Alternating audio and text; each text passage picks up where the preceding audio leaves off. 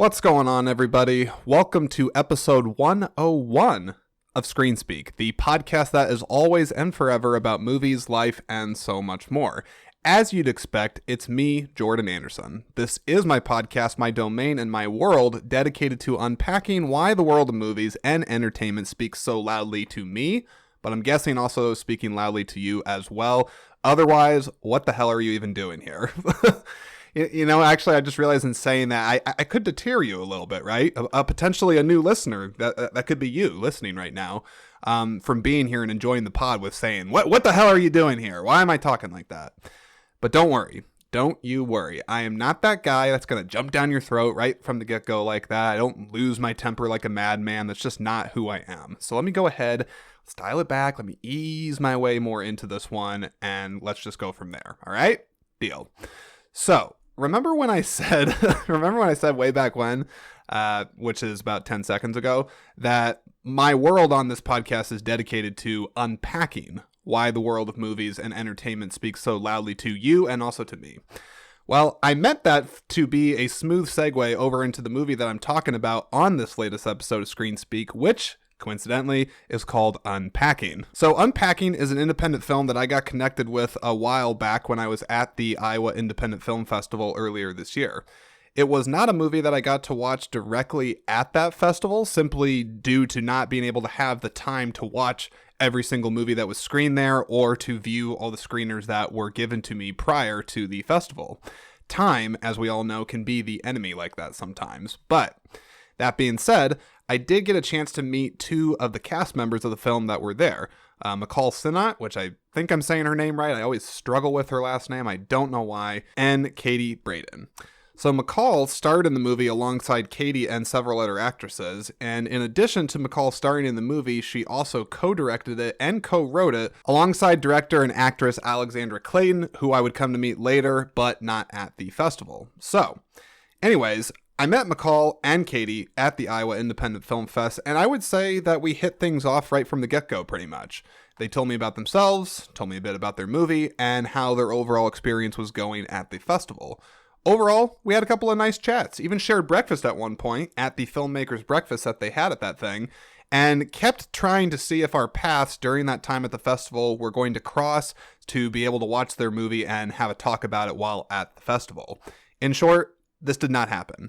It didn't happen at the festival, but eventually happened over a virtual pod that was recorded a few weeks, maybe a month or two ago, after the festival had concluded. To tell you the truth, I'm really actually glad that it worked out the way it did, because I had the time needed to watch the film without any sort of distractions, and most importantly, give myself time to let the picture soak in, let it marinate a little bit, right? So I can really get some fleshed out and interesting thoughts in my mind on, I would say pen to paper, but we're in the 21st century, so it's going to be on a computer. Sometimes you need that, right? Time to let a movie sit with you isn't always ideal, especially if you are one of those ones that takes the I gotta be the first to talk about it people. Plenty of those on the internet, as we know, and there's no shame in that. I would do it more often if I could, but I think for this and many films that are worth it, worth the investment, I like best to be able to sit on them for a while and dwell on the meat and bones that they have and just get real about how they spoke to me. So in that spirit, let me go ahead and set up this movie for you and tell you a bit about how it spoke to me before the conversation itself here plays out. So Unpacking tells the story about 6 American women that get sold on the promise of radical transformation through the hands of an Instagram-like guru and her Indonesian assistant, and get quickly slapped in the face by the reality of what radical change can actually look like. Change, turns out, is messy as fuck. I am so sorry to do this to you right off the bat. Okay. Vivica isn't coming. But this was your idea. I hate stuff like this. Okay, you weren't saying that when I was going to, so just go to the workshops and work on your superiority complex. I have hand-selected each and every one of you because I believe you to be strong and independent women. But you're hurting inside. And so, on this retreat, I invite you to stop being islands alone. Ladies! ladies, we are in Bali. You're being too accommodating. She's fine. gonna know that we're. This is less than lunch. Let me just get this for you. You feel so good. Can we stay all night long? Happy told me that you two are just friends. Is that true? Oh, yeah, totally. Totally just friends. I found her at a bar. Like drinking? Woo! I just think that sometimes you make people feel bad about themselves because you act Maybe like they deserve to feel bad about it. because you act like you're better than everyone. You are ugly. I am beautiful. I don't need a man to get out. You don't need to be strong all the time. You know that, right? I just want to go home. Well, I don't want you to worry about me. I am always going to worry about you. You are my sister. I'm an immigration lawyer. I don't have sex with escorts. Why are you blowing this out of proportion? Let's go down the road and run away from here. We'll live free no matter what the cost. Let's get lost. Let's get lost. I put a little bit of panache, if you will, into that synopsis reading, but that is the official synopsis of the movie, and one that I might add does a pretty good job of summarizing what you're going to get out of this movie. Tonally, I would say that the movie is a drama that has splashes of dark comedy, romance, and also sprinkled in with emotional, poignant moments. Poignant? Is that how you say that? I think that's how you do it. Considering the unique circumstances of how the movie was made and came together, and factoring in that both co-directors are first-timers as far as directing goes, I would say that they both made a solid, right-out-the-gate entrance as filmmakers and creatives on this project.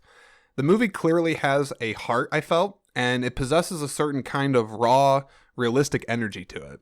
Realistic in that sometimes it can get just plain awkward and sometimes even clumsy. But in a way, I think it's going for that in the process of these women going through this experience directly together. And I would also say that this movie gets in your head after a while and gets you thinking about some, nuanced and complex topics, to put it lightly. So some examples of this are and this is all stuff that plays out in the conversation that we have, is talking about wellness retreats, the businesses out, what the hell are they? Seeking connective experiences as human beings, radical life transformations, what do those all look like? What's the process for that? Cultural appropriation, yep. Those two words that everybody loves hearing and no one ever fights about. Yeah, right. So how all that spoke to me exactly is just best played out over the conversation, so you'll have to listen to the episode to find out. But for now, I can tell you that it spoke to me in unexpected and surprising ways. I definitely learned some unique insights after watching this one, but I think most of the stuff I learned mainly came from talking with the women on this podcast and just getting the pleasure of getting to pick their brains. It was nice getting the chat with the three of them all together, which, if I'm thinking about it, actually, it's only happened one other time before in the history of ScreenSpeak, with three people being on the podcast, including myself. Actually, you know what? I take that back. There was another instance that happened at the Iowa Independent Film Festival. It may have been one of the last conversations I had there. I'll find out when I finally get around to editing that episode and getting it out to you all, the world. But anyways, back to the women of Unpacking. So they were great about being mindful about not talking over each other during the conversation and being very purposeful, very intentionally done so, about the flow of the conversation. And I can just tell you from experience that that is not something that you get with every person that comes on the podcast, or let alone every conversationalist that you talk to. It is definitely appreciated. So shout out to them for being so courteous like that. But let me tell you some bullet points about each of the guests on here, and then we'll go ahead and get this show/conversation on the road. Starting with Michal. So Michal, little background on her, she has performed and been a part of a lot of different projects. I mean, everything from radio, television, film, she's done it. She's been around a long time and been working very steadily. Most famously, and I only found this out after doing some research, I had no idea about this during the conversation. Had I had an idea of this, I definitely would have brought it up because I geeked out about it. So she is the voice, likeness, and performance capture artist for the video game character of Tracy DeSanta, which anybody that knows that character is going to recognize that and associate it with Rockstar's Grand Theft Auto 5, which, if you know anything about the world of video games, it is arguably, and may very well be, I don't have the stats in front of me, the most financially successful video game in history. I mean, like, the game is still being played religiously today. I know all the fans of that game, the fandom, is super excited for the announcement of Grand Theft Auto 6. Supposedly in the early weeks of December, we shall see. People have been waiting years for that thing. I mean, Grand Theft Auto 5 came out when I was in college still, so that tells you how long things have been. But anyways, I geeked out over that pretty bad when I found that out, so it's kind of a shame that I didn't find out sooner, but I don't know, maybe I can get her back on and we can just talk about that whole experience, because it would be very interesting. It's just awesome. It's just awesome that she got to do that. So that's a little bit about Michal. Next, moving on to Katie. So Katie lives in New York, and she is a regular in the theater scene that's out there. She has her own theater and production company that she regularly works on, and is also a member of the Workshop Theater Company. So in short, Katie is definitely a theater queen. She knows everything about theater. I might be kind of blowing some smoke there, saying that, you know, everything about theater. I just say she knows a hell of a lot more than me, because she has really put the work in and continues to really champion the arts out there and work her ass off to get everything done there. So Katie, that's a bit about her. Now, lastly, if we move on to Alexandra. So Alexandra lives in Los Angeles and works as a filmmaker, if you know, it's just the easier way to say it, but I mean, she does directing, writing, producing. She's an actor. She has produced several shorts, web series, even branded content for companies. The overall work that she's been a part of has screened in over 30 film festivals thus far, including New York's famous NYC Rooftop Film Series, which, I mean, that one actually does have some clout out in the New York area, so I'm told. I've never been, but maybe one day.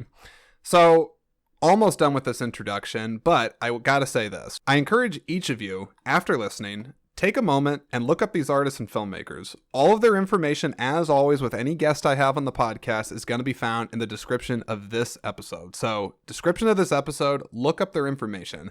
They got websites, they got IMDb's, they have Instagrams. Look them up, see what they got going on, and show them some support.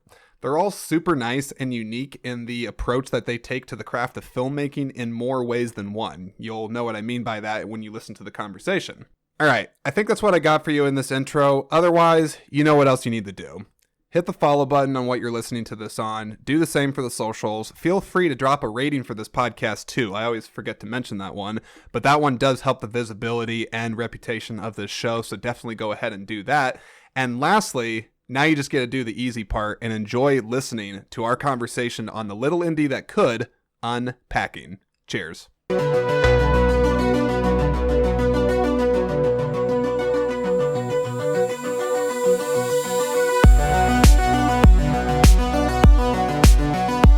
I got all the Unpacking folks with me, at least, well, maybe not all, but I have 3 of them right here, because there's actually a lot of people that were involved with this. But right now I'm going to say each of your names. If I screw it up, even though we just talked about this, please go ahead and correct me. So we got Michal, Sinnot, right? Sinnot, yeah. Sinnot, no, Sinnot. Yep, see? Yeah. I caught myself. And then we got Katie Braden. Hello. And then we also have Alexandra Clayton, right? Yep, that's right. You guys, well, do you ever go by like a trio, you know, like the Holy Trinity, something like that? The 3 of you, is this like a thing? I don't know. It's not often just the 3 of us, but sometimes I guess there's been a few moments where it's just the 3 of us. But yeah, I kind of feel like I'm stealing Joseph's spot, Michal's husband, who is the co-writer. I don't know. I feel a little special right now. Well, Katie is our Iowa star, so you know it's okay.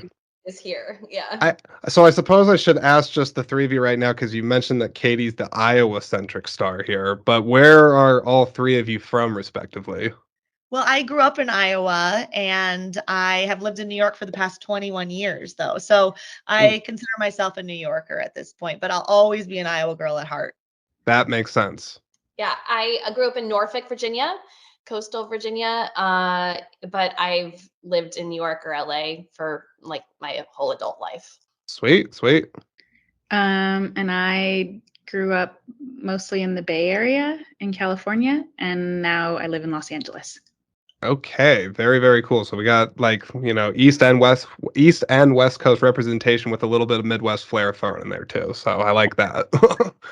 Okay, so I really just want to get into all the questions that I had about this movie and just get into a discussion on it. So, unpacking, take me back to the beginning of this. I'm sure this is the age-old question with this, but what was the inception of this project and kind of getting it started and everything like that? I guess it started from Michal and I just meeting each other. We were in a female director collaborative in New York City.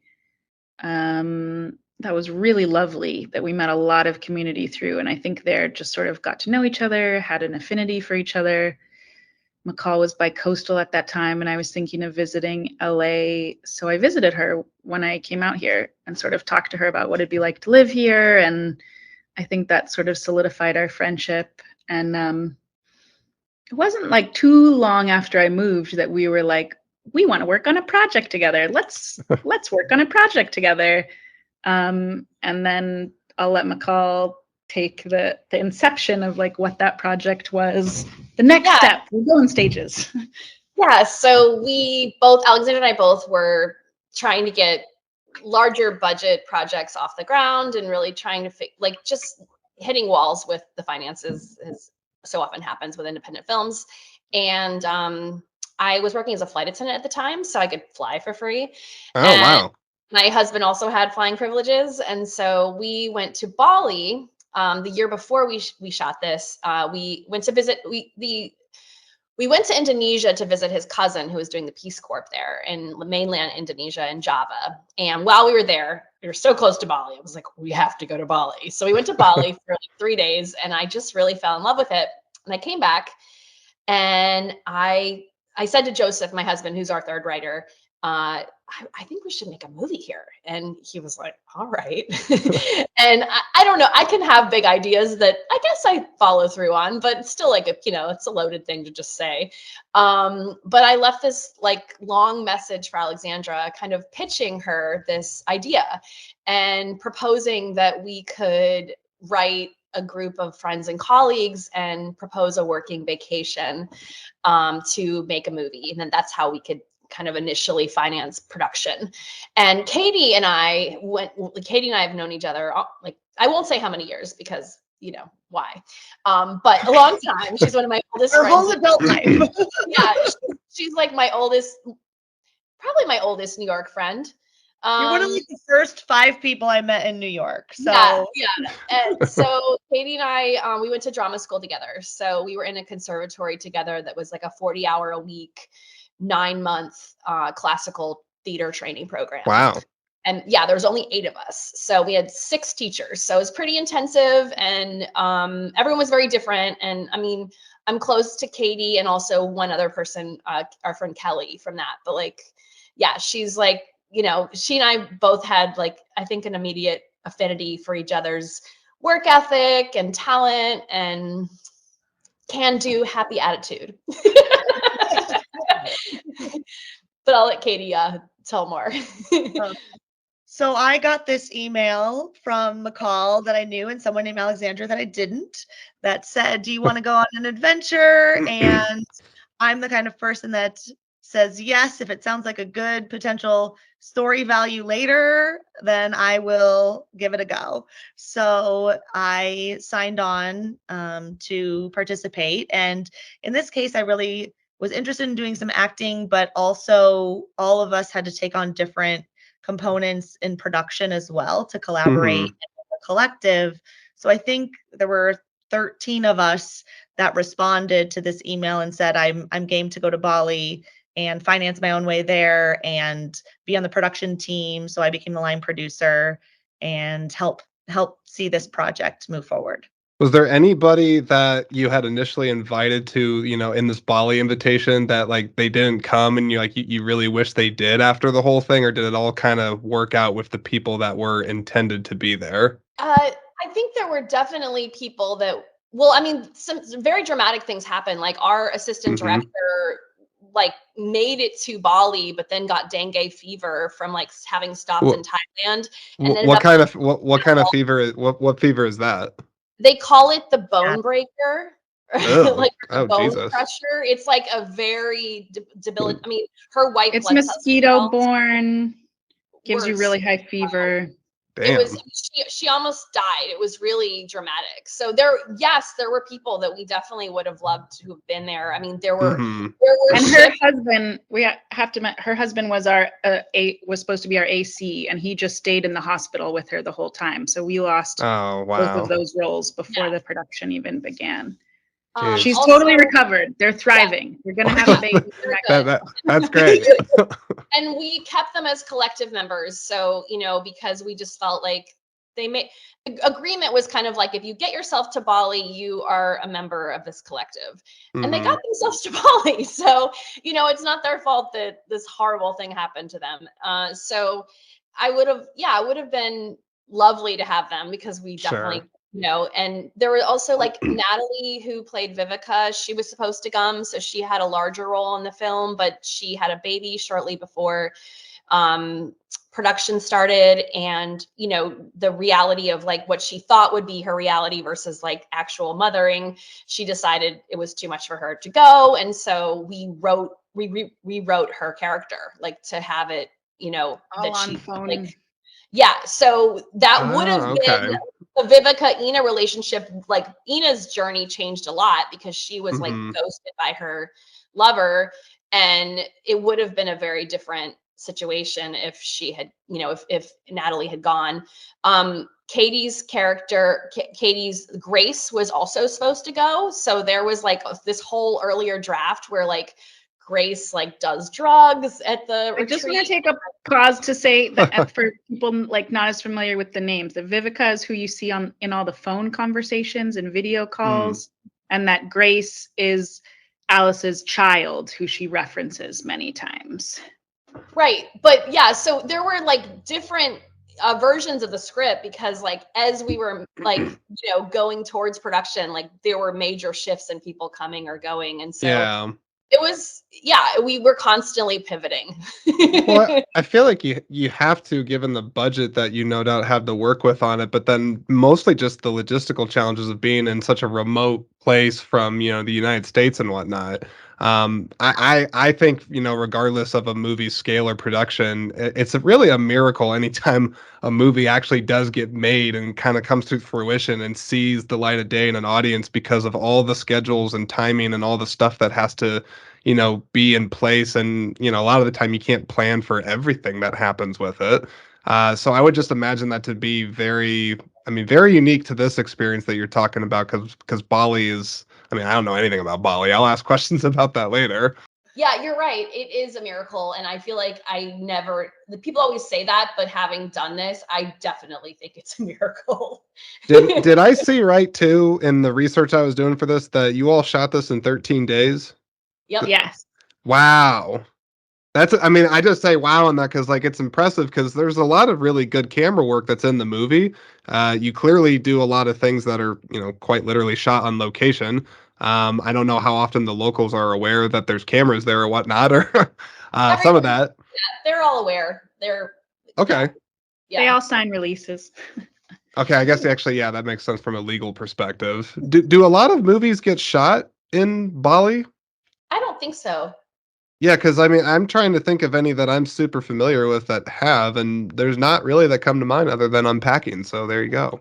Pray, Love. Oh, Eat, Pray, Love. Yeah, that's the Julia Roberts. Javier Bardem's in that one too, I think, right? Yep. I heard that one's not very good. Not, I haven't seen it, but And there was also another Julia Roberts one with her and George Clooney, and they're like parents of someone getting married, and it was supposed to take place in Bali, but I think they shot it somewhere else, so it wasn't like Tickets to Paradise or something like that. I might be off on that. Yep. No, that's I don't know why I'm familiar with rom-com movies that I either haven't seen or don't have the greatest perception, but it's okay. So I want to talk about the retreats side of this thing. So, specifically like the wellness retreats, the wellness tourism aspect to the movie.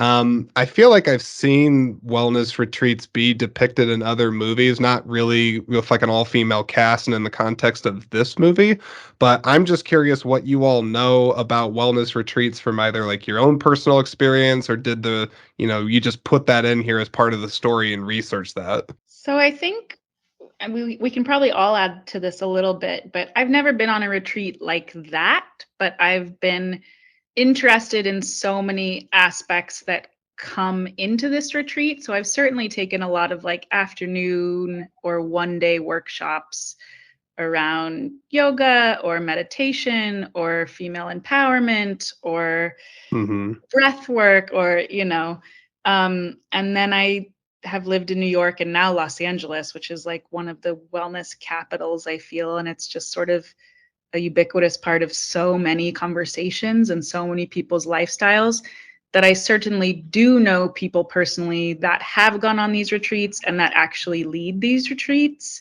Okay. So we did get some very like firsthand dialogue and conversations, and we did a lot of research too. We went down a lot of Instagram rabbit holes and a bunch of like websites and brochures to sort of take a survey of all the different ways these are structured. And make it our own. And Sam Bianchi, who plays Carrie Hart, the retreat leader in the film, she is, in addition to being an actor, she is also a wellness, like she actually leads retreats like this in Bali, and Tulum and other places. So the closest I would say I've been to experiencing something as in particular would be like the mask workshop that we did, and that's as a component of theater. Michal and I actually had a teacher who did Balinese mask work with us as part of our classes, and so it was about like just experiencing the different emotions and getting these emotions into our bodies. And so that was something that just in the past I had worked with. Yeah, and he actually lives in Bali, and we reached out to him surrounding this, but we couldn't afford him. He was like too expensive. He's like, yeah, he has like he's like a leading Balinese mask Commedia dell'arte director. I don't know exactly like what his title is, but he leads workshops all over the world and in a lot of different theater schools. I'm just curious, like, how did people find out about these workshops? Is it just like purely word of mouth? Do they just happen to take interest in this stuff on, kind of to Alexandra's point, like on like a daily basis? And then they're like, oh, then there's like this really big, long one that's like days long in an exotic place. I mean, ours was definitely an amalgam of, kind of, we also wanted to add some like appropriative elements to kind of, have a bit of controversy within the film. And also address the fact that that does happen in retreats. So I've never done a mask workshop like the one that we definitely created that for the film. We wrote that specifically for the film, but it was drawing from experience that Katie and I had in drama school, and also like Alexandra was saying, these various, one day sort of like ideas of what this might look like.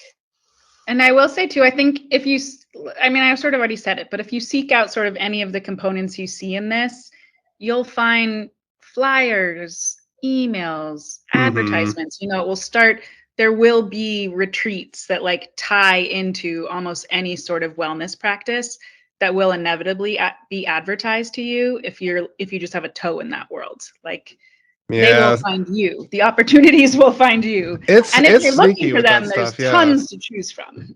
And we looked at a lot of Instagram sort of led retreats, like in researching this, That's wild. Instagram led retreats. Yeah. Well, I mean, not like, but with Instagram guru, people that like make a name for themselves on Instagram and have a following. And, there's a lot of people like that, like Carrie Hart, that was kind of inspired by like real people. And I'm also curious too, just on the subject of them. I mean, these things don't seem like they're, I don't know, how do I say this? Well, it seems like a rich people thing, to be honest. Like, it seems like you got to probably have like a decent chunk of change to be able to participate in one of these things. I feel like the movie also was making some commentary about, like you said, like how many indigenous people really get to actually take part in this stuff versus like somebody that's, of a completely different culture and background. They're just like, oh, this looks trendy, so I'm going to go give it a try. I'm just curious what you all think about that, or maybe I'm totally reaching on that one. I don't think I would say that it definitely can be a rich person thing. I think with ours, it was more of like an upper middle class type of thing. Yeah. It was not, it was working women that could afford to do this for sure. Mhm. And And yeah, still have like money to go on a big international vacation. And I mean, maybe it might be their one vacation of the year. It might not be like they're just always jet setting, like all the women in our film work, except for maybe Jackie doesn't have a job, but she's like coming off of a divorce and maybe has some alimony or something. But most I don't, if we can imagine her reality. But I do think that it's certainly a privileged thing for sure. There's a certain amount of privilege attached to it. Yeah, because I'm sure, like, like you get enough friends, you plan it out ahead of time, you can save money for it. I mean, there's no doubt people do that kind of stuff all the time, and you don't have to be a millionaire. But it does seem like it would be something that you would have to certainly have resources at your disposal to be able to actually take full advantage of doing it in a setting like that. And yeah, and it's I mean, even part of the reason that we chose, like, we wrote this story based on the actors that signed on, and we wrote a very diverse group of actors, like, and but the people that all signed on were white women, and so we looked at that and thought, what's relevant about this, like, what story is this? And we're like, oh, it's a wellness retreat, because that's so often the demographic, and for better or worse, that's like very much the reality of the demographic, so often. Not that there aren't outliers or examples where that's not true, but there is truth to that as well. And there's, like, in what you're saying too, like, a lot of the things they're doing on this retreat, right? They don't need to be in Bali to do. They're largely staying in one location and talking about themselves. Like, you can do that in Los Angeles just as well. So I think that's a little bit of the, like, underlying point we were trying to make too, is like, this is definitely a privileged thing, and people really seek it out, and they go to great lengths to go somewhere like really beautiful and far away. And I don't know, how do we feel about that? Is that enhancing the experience? Is that necessary? Is that positive? Are they getting exposed? Are they taking advantage? Are they not? Yeah, I think we sort of wanted to, like, raise some questions with that. How do you feel about that? What does that tourism do? It's a huge, it's like a, I don't know, multi-billion-dollar industry, the wellness industry. Is it really? Now. Wow. It's huge. Yeah. Wow. Yeah, I mean, it's just not something I'm super familiar with myself. I'm trying to think if I've known anybody that's done something like that, but I like the point that you said, Alexandra, about, really the stuff they're doing, aside from it being in a beautiful location like Bali. Why couldn't somebody just, go down the street to, like, some nice, rec center or something, or wherever it's set up at, and do something like this with a trained person that knows the stuff? I didn't even actually think about that until you, just talked about it right now. But that is interesting. I would have to imagine for, like, myself and probably most people, some people see it as like, you have to really travel to something that's super foreign to, like, have you be quite literally removed from your day-to-day reality to allow yourself an experience like that, would be my guess. But I am by no means probably the demographic for people that go on these things. That's an interesting point. Oh, sorry. Oh, just that, because there was a working title. Can I share this? That the title was There You Are, and then we made the name of our company Wherever You Go Productions. And so that kind of ties into the idea of, wherever you go, there you are. And these women had to go to this other place to get some new experiences. And Is it pretty typical for these things too, that they are, like, women only? Do they mix genders, or, like, does it just depend on the retreat? I think certainly there are mixed genders sometimes, but just like it's so often white women, it's so often women. Right. It's very often a bunch of women. I will say, like, that's. Sorry, we've been to a retreat, and he was the only man. It was like, he's like, oh yes, it was me and 14 women. I'm sure. What a problem for him to have. I'd say, like, it speaks to these retreats are filling this sort of cultural void in our society now, where, like, we don't have these places to meet and join and talk about what's holding us back and what our value sets are, and find this community. We all just watched this great documentary on this called Join or Die. What is it called? About Join or Die, about sort of the downfall of social capital in America and meeting places. And I think part of why these retreats attract women more is it's much more like tying into toxic masculinity. It's much more culturally accepted in America for women to emotionally and like spiritually better and deepen themselves without judgment from their female peers. That's very interesting. 'Cause something that you made me think about when you were saying that is talking about just how we don't really have a lot of places in society to go through experiences like the ones that are depicted in this film. Now, I would say for like my own self, if I think about it, like any place where you're gonna like talk about feelings and kind of find yourself or whatnot, however you want to call that, maybe through religion, if that's a person's thing, but that's super certainly subjective in its practice and what you're actually allowed to really do with that. Maybe some good friends or family, like a therapist, a counselor, but I can't really think of that. So yeah, that's kind of sad when you say it like that, because I'm like, damn, like yeah, that's rough.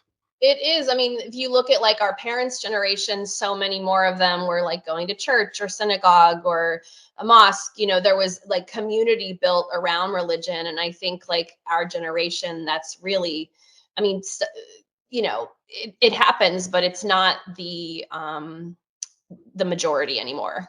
Mm-hmm. Damn. I have a question. I got another Exactly. I know, just damn. It's just because it makes it consumeristic. It may like then you have to pay to have this happen. Like that's the society we've moved into. I think you do find it though in this, like you find it through 12-step programs, and like there are I was gonna mention that, like an Alcoholics Anonymous type deal. Yeah. There's a lot. We actually built a lot of like the ideas behind like certain like 12-step programs are filtered into the writing of this, because it's like the spirituality without the religion, Yeah. It's like the God of your understanding instead of like this is, the dogma. Yeah, I think it is a little bit sad though. I'll stay on this a little bit more because you're all bringing up interesting points about this, but I don't know. On some level, I think it's kind of sad that you basically have to, have a drug or a substance abuse problem, or you have to be like deeply spiritually into something, whether it be, Christianity or any of the other faiths out there. But it's like, why couldn't you just have a support group of people that are trying to figure out their lives and just find their identities and live their best lives and things like that? Like, what would be so crazy about that? I'm sure like there's certain nonprofit organizations that maybe try to have like an aspect of that, but probably not solely built on that. Because like to Alexandra's point, like where's the money come in? We're in a capitalistic society, so. Well, and to the capitalistic society part, people just don't have they're busy working to make to survive. They don't have the extra time in order to put towards personal development or even self-care. And legitimate self-care, and not just, a fuzzy robe and a cup of tea, but like really your mental health. The climate that I see around at least my own setting right now with mental health is I feel like people are they're certainly willing to talk about it. Like I feel like in a lot of respects the conversation is more normalized in my circles at least. But to say that there's really actionable things that are supported by the community for you to do to better that, I don't know. I mean, maybe like I said, therapy or counseling, but I don't think some people would be maybe receptive or understanding if you're like, hey, I want to go on a retreat with a group of strangers and go through something profound so that I can hopefully, you know, unpack some demons or whatever else they have in their baggage. Yeah. Speaking of unpacking stuff with strangers and things like that, I definitely was thinking about this because I've gone on some conferences in my day job and I've had to spend the night and whatnot with strangers, or, we've all probably been to college at some point. You do this. But in the context of this, when you're going on a retreat, I feel like there's obviously like this predisposition or an expectation that you're probably supposed to go through something very emotionally vulnerable together as a group, right? And you're doing it with strangers. And I don't know, in your opinions, if that makes it easier, to the fact that you don't really know these people personally, so that gives you like more permission to kind of, let the emotions fly, or would it actually be more difficult for people to have to do that with strangers? I don't know if I know the answer to that. I think I'm not the best person to have a perspective on that, because like someone that I grew up acting from like a young age. So I think I was always sort of like thinking about emotion and thinking about like how emotion moves through me and being comfortable, like crying or, like even, and I've certainly had like cathartic experiences in like theater classes or, I feel like it's something that I've really gone towards, but I don't think that's the norm. I don't think I often will find myself in a situation where like someone will cry. Like I'm a terrible small talker. And so I'll have intimate conversations with strangers and they will like cry. This happens to me a lot. Like I will be in a situation where like someone's crying and like I just met them and then I'll get a little teary and they're like, "Oh my God, I'm so sorry I made you cry." And I'm like, "It's okay. I'm a professional crier. Like I'm comfortable. Like, this is a comfortable space for me." But I don't think that most people are like that. Yeah. Yeah, no, I would say probably not. For better or worse, you could argue on that. That a lot of it boils down to people's personality types, introverts, extroverts, a lot of your background. Also, I think, from a familial standpoint, from your family, some families, of course, have we want you to express yourself and feel your feelings, whereas the others where it's like, no, you bury that stuff and don't figure it out until it's like way too late and now it's a big mess. Right. Yep. Because I don't know. I don't think I've ever gone through something like that with a bunch of strangers like that, but I have definitely, I can say from travel, shared intimate conversations, certainly with people that I don't know or I won't really know for very long. And sometimes there is something really, really sweet about that, I think, that you can share some really special time with someone and you might never even see them again in some cases. But I don't know. It's hard to put that one into words for the value of that.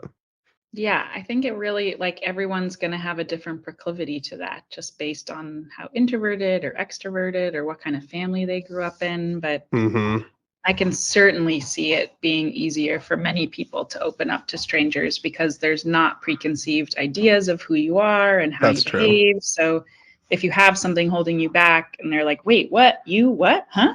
But if they don't actually know anything about you, it's much easier probably to come forward and be like, "I actually have this giant hang up." Yeah, I mean, it's like against an idea already held about you. It's an impartial third party that can give you an unbiased viewpoint towards yourself, and they're probably not going to offend you deeply because they don't have that personal tie-in with you to really, get their hooks into your feelings like the people that know you really well can do that. And you might not offend them as much because they won't be like, "How could you have held this back for so long?" Or like, "How didn't I know this about you?" Yep.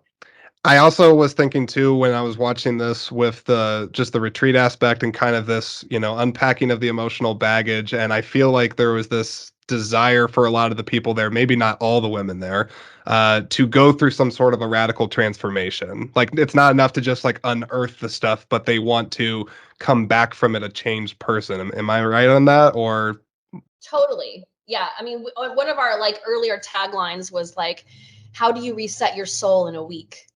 Yeah. How do you do it? Is this it? And funny, but yeah. Yeah, no, I think it's certainly something that I wish, more people would maybe be open-minded to because I think it's possible. I mean, it might not happen overnight. Like you might come back supercharged from an experience like that. And, eventually the feeling of it, the euphoric feeling will fade away and you kind of get back into a routine of sorts.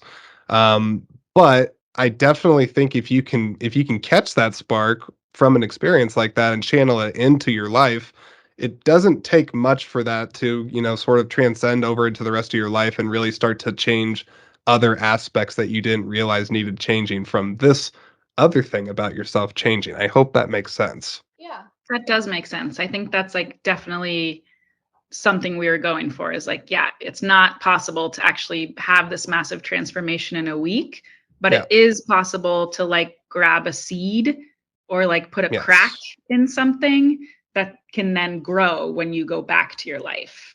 And that can ultimately lead to a much larger transformation. But the idea that that could happen in a week is like, of course not. No. Humans are complex, but I you really think- can get the spark or the energy or the, you know, Mhm. the thing to initiate. I'm pretty big when it comes to like feeling the energy of something, especially like in a room or, you know, with your own emotions for sure. But I also understand that things take work to get there. There's practice and discipline that you have to instill in yourself. Even if you go through something, you're like, now this thing that wasn't clicking before is clicking. Just because it's clicking doesn't mean it's going to stay clicked. Like you have to keep it in check and you have to keep yourself measured and keep yourself disciplined at it to work towards that. I think sometimes personally, there's a lot of people. I kind of hate generalizations, but I'll throw out one for this.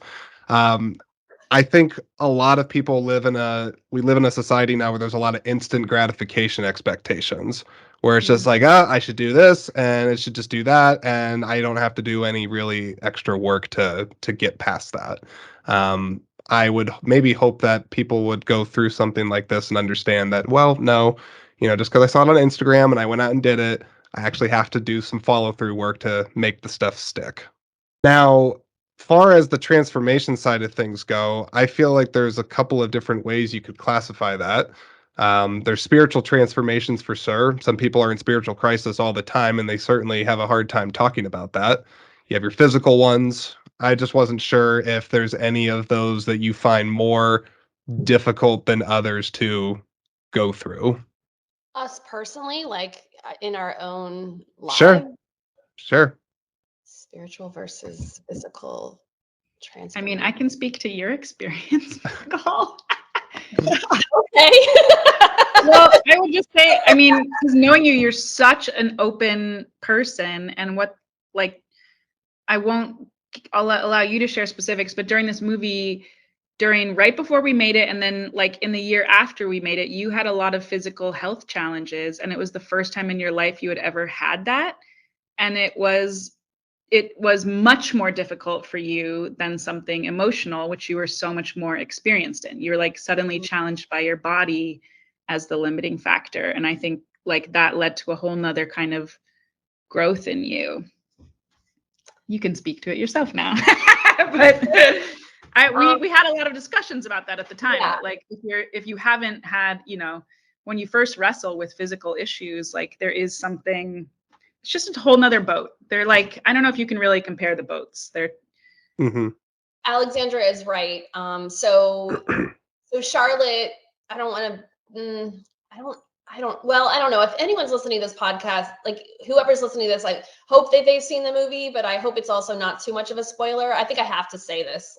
It's going to be a spoiler. Spoiler alert. Skip the next. I was going to say, you can say it. I don't have to. If you don't want to know what happens to Charlotte. The reason that Charlotte has cancer in the film is because I was diagnosed with cancer 3 weeks before we went to shoot the film. And that felt like such an elephant in the room for me on a personal level to be dealing with as a director, actor, writer, producer on the project, that I didn't want to, and I'm not like, I have no poker face. I don't have a mask. Like I'm very, like Alexandra said, like is what you get. And like, I just don't, I'm very bad at like hiding things, hiding how I feel. It's impossible.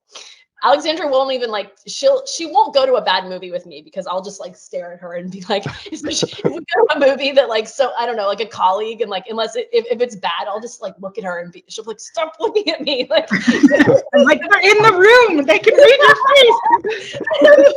Ability to just like quietly, pretend everything's okay when it's not. So yeah, I came to Alexandra and Joseph, and I said, I think we need to add this to the film because I don't want to hide this, and I want to be able to like talk about it on set, and I want to be like, I want it to be part of her journey. In addition to the fact that she's pregnant and going through all these other things, let's add this. And it in a way feels absurd, but it also, I think it works beautifully in the film. And so yeah, I did go through that, and I had been very lucky up to that point to have like a really a body that worked for me. And Mhm. you know, I am one of those people that's like always I'm a doer, and I'm always like in motion, and I like my body was like, it was like, I really think it was like the only way. I was working too hard physically, and my body was like, no, we're gonna put a stop on that. And like it literally shut me down.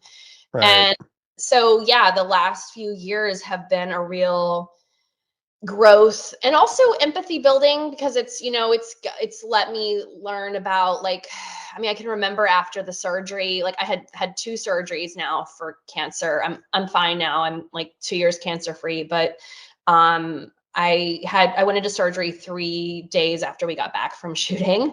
I mean, a lot of people were still in Bali when I like you know, because they like extended the trip to like vacation, but like I literally Mhm. and went right into surgery, and it was it was a major surgery.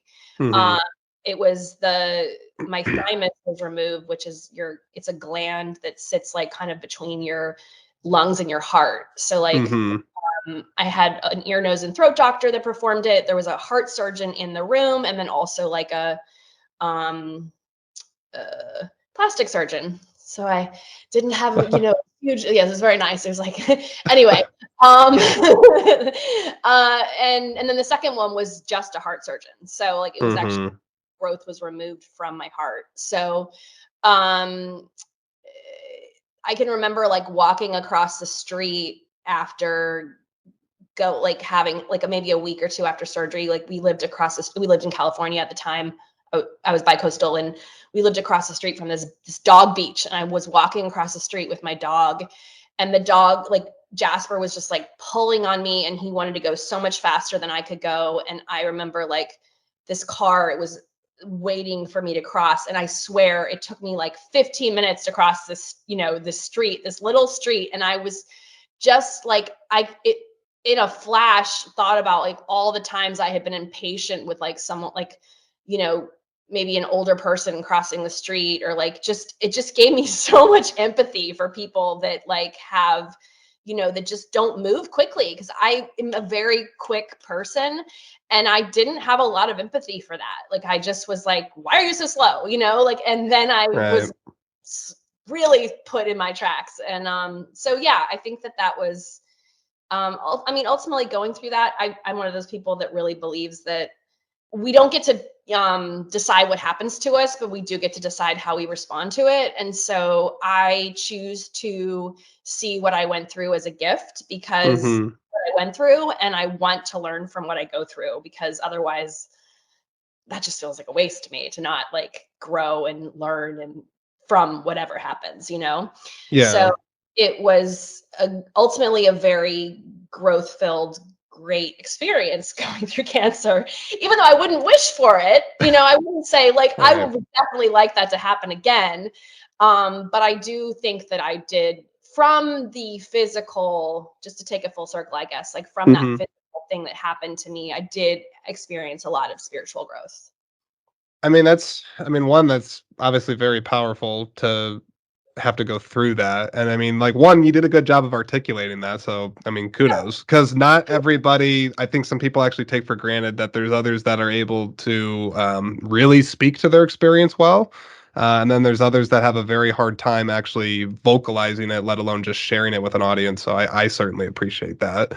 Um, Something that makes me think about though too is you're absolutely right. When you go through physical stuff, I mean, you might be very much in tune with your own emotions for sure, and you're, very, aware of what you're expressing and putting on your face. But if you have these things in your body that you're so accustomed to having full flexibility and range to, that are suddenly, stripped away like that, there's I don't know what sort of psychological prep you can kind of have for a situation like that.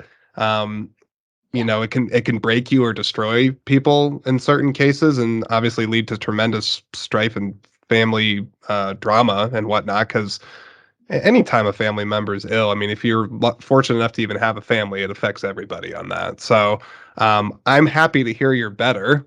So that is very, very good. And honestly, too, not that you're looking for my advice, but I would certainly not be shy about sharing your experience with people if you know other people that go through that. Because Yeah, it's the cliche thing. People feel like they're alone in situations like that, and you're not. There's a lot of people that are going through stuff, and it can always also be very worse than what you even had to. It can always be worse. Yeah, exactly. And I was very lucky. There were so many good things about the type of cancer I got. Like, it was stage 1. Like, it was, it was extreme in some ways, but like they caught Hmm. it early. Like, it was, I didn't have to go to chemo. Like, there were so many gifts. So yeah, but you're absolutely right. It is it is nice to have that community, and it has been something that I'm able to connect with people that have, had similar experiences. I think that's a beautiful thing because, I mean, sadly, again, unless you go through it yourself, you're probably not likely to partake in a community of people that are going through that unless you yourself are handling it and whatnot. But no, I mean, I think that's good that you're able to share it and honestly connect it to the film because obviously, your character being pregnant, cancer, the whole thing, that's obviously a lot. Yeah. Um, something else I was thinking about the just the overall process of these women going through the retreat, right? Is there's sort of this moment I think where I don't know if it's like a individual moment or a gradual process where they're either going to buy into this, like they're going to give in to this transformative process with the mask and all the booga booga stuff, or they're going to be like, nah, this is just like gibberish nonsense stuff. Hmm. I feel like there was a good. I mean, there's one character in particular that certainly seems to be the skeptic. That's just like, like I don't really know about this stuff. My question for you all is, do you think that it should be a natural, like super easy thing to just like give yourself over to a process like that, or is it healthy to have some reservations about this whole thing and kind of be a little trepidatious till it starts to feel okay, or maybe just don't do it at all? I think it's healthy to be trepidatious because when you're not, you could easily end up in a cult. Really Yeah. fine line. Yeah. And there are a shocking amount of sort of culty programs around, and the wellness world can definitely tip into that sort of world where it's really like buy in and subscribe to this methodology as the Right. way to grow, as the way to, so in general, Yeah. as a person, that's for sure a personal opinion, but I'm all for like having a skeptical lens on Mhm. most things. Don't be a sheep. I would also say, just from my own personal standpoint, I would be more inclined to agree with you, because just for my own sake, I kind of remind myself this sometimes. My wife always tells me that I need to have like 10 different lifetimes to, get all the knowledge that I want to get about things. Now, tying that over to this, I try to remind myself sometimes, there's so much information out there and my brain is not capable of having it all in there. So how could I possibly know, the validity of every single thing, and all the nuance and complexity of it that's out there? Like, no. Like, so I think yes, it is only natural to do that because sadly I think there's a lot of people that they don't either possess a strong emotional intelligent range to be able to kind of pick up red flags if there are ever any, and then those are the people that get manipulated into doing things, actions, choices with their lives that they eventually come to regret, and it's just very sad. And I think for these characters, I mean, they came in with intelligence, but with like hope that this would work. So I think they were Yeah. open-minded and they wanted the experience to work. So they were more inclined to trust and believe that this would do something for them. And then Mhm. in the case of our skeptic, she ended up getting something out of this, but it Yeah. took a while longer and it took like more struggles with the actual process. Mhm. Um, but I guess is that a spoiler alert that that she got something Well, not that um, exactly. but I think that you can come at it in both ways, and that being hopeful doesn't necessarily make you a sheep either. If Mhm. you're at least just aware that you have to make some decisions along the way. Yeah, and I think there's a good range within the characters of the film where like it, and correct me if I'm wrong, but I feel like Alice and Ruby are a little more on the like buying into this, like, you know, and then I think maybe like Jackie and Charlotte are more in the middle of like, I don't know, like, but maybe. And then Ina is more on the other end of like, you know, doesn't even really want to be there and eventually has this, you know, cathartic experience. What I thought was interesting about her cathartic experience, no spoilers on the experience itself, but I definitely felt like it was certainly not something that she was going in looking for, really. You know, Yeah. it kind of stemmed as a result of going through the experience, and certainly, I mean, you could argue it happened as a result of the program, but sort of feel like just her being there and kind of going through the emotional roller coaster of trying to figure out, you know, is this legit? Is this not legit? It led to the stuff whether she intended it to or not. So I think there's something to be said about that. Well, yeah, and I think it also happened because she pushed the envelope so much that she kind of hurt someone in the process, and like the whole thing got upended. And then she had to kind of look at like, I mean, her messaging was correct in a lot of, but it's just the methodology in which she was sending those messages was, you know, it was too much. It was like the whole aggressive progressive thing. Like so much of what her way of thinking is, you know, she's speaking truth to power like more than anyone else in the film, but it's just her methodology is like no one's listening when you're just shaming you, you know, like no, I don't want to be like, I'm just not gonna shame is not a vehicle for change, you know, it's not the way to get there. And so I think that's one of the messages we have in the film, and I think that she like is able to see really like the consequences of her actions, I think, and maybe, and watching also other people's struggles. There's like all these fights that happen, you know, in the middle. Yeah. And so it's like this bubbling, and then she also has like, you know, her own cathartic experience with her lover, you know, where like she's able to break open and have a personal experience in the midst of that too. So I think for her it's like a lot of different things that happen that lead to that, which I mean I think it is for all of them, you know, it's not one thing, like it's a very amount of things. They're all kind of like they're all getting something from each other's struggles and watching each other struggle as well.